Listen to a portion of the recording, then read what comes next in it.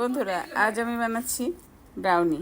একটি বাটিতে আমি 1 কাপ ময়দা, 2 চা চামচ কোকো পাউডার ও হাফ চামচের কম বেকিং পাউডার নিয়ে চেলে নিয়েছি।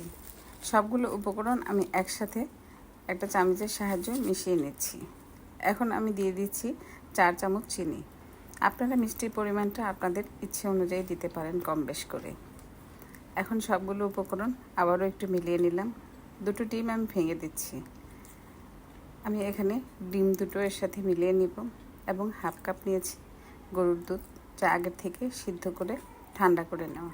পর্যায়ক্রমে আমি দুধগুলো এর সাথে মিলিয়ে নেব। 1 চামচ দিয়েছি রান্নার সাদা তেল। আমার কনসিস্টেন্সিটা কেমন হয়েছে দেখে বুঝতে পারছেন। এখন আমি নিয়ে নিচ্ছি কুকিং চকলেট। কুকিং চকলেটটাকে আমি একটা ছুরির সাহায্যে কেটে নিচ্ছি। একটা পাত্রে আমি তলায় তেল লাগিয়ে অর্ধেক বেটার ঢেলে নিয়েছি, তার উপরেও কেটে রাখা কুকিং চকলেটগুলো ছড়িয়ে দিচ্ছি। বাকি অর্ধেক বেটার দিয়েও আমি উপরে কুকিং চকলেট ছড়িয়ে দিয়ে মাইক্রোওভেনের 180 ডিগ্রি তাপমাত্রায় 20 মিনিট বেক করে নিয়েছি। ঠান্ডা হলে কেটে নিয়েছি। দেখতে পাচ্ছেন আমার ব্রাউনিগুলি কত সুন্দর হয়েছে।